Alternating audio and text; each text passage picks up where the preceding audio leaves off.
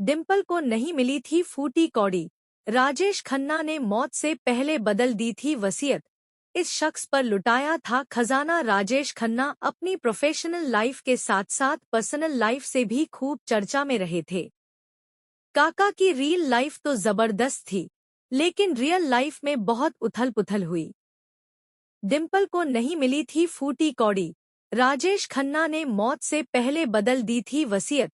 इस शख्स पर लुटाया था खजाना। राजेश खन्ना ने अपनी वसीयत से डिम्पल को नहीं दिया था कुछ भी। नई दिल्ली। हिंदी सिनेमा के पहले सुपरस्टार काका राजेश खन्ना हैं, जिन्होंने अपनी एक्टिंग, गाने और लुक से लोगों का खूब प्यार बटोरा था।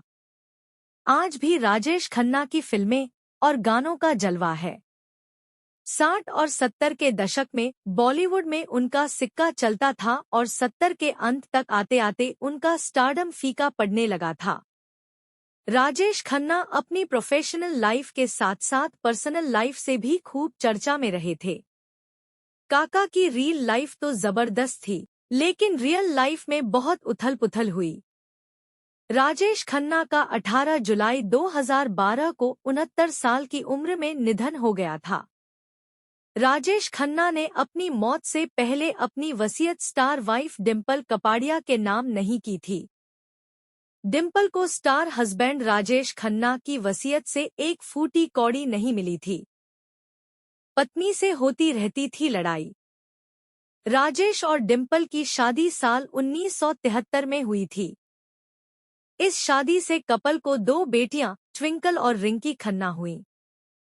शादी के बाद से ही राजेश और डिम्पल में खूब तू मैं होती थी और इसकी खबर बाहर भी आती थी।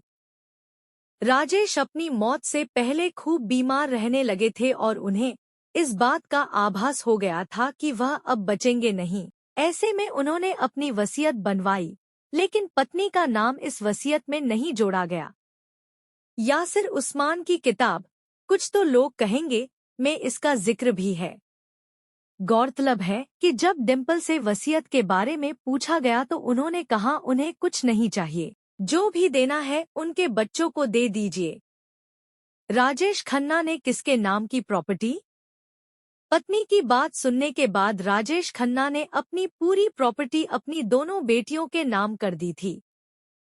इसके चलते डिम्पल के हिस्से में कुछ नहीं आया। रिपोर्ट्स की माने तो राजेश खन्ना का डिम्पल से शादी होने से पहले अंजू महेंद्रू संग नाम जुड़ा था। राजेश और अंजू ने कई सालों तक एक दूसरे को डेट किया था। राजेश अंजू को लेकर काफी पजेसिव थे। राजेश नहीं चाहते थे कि अंजू फिल्मों में काम करें, लेकिन अंजू इसके खिलाफ थी और इसी वजह से दोनों का रिश्ता टूट गया।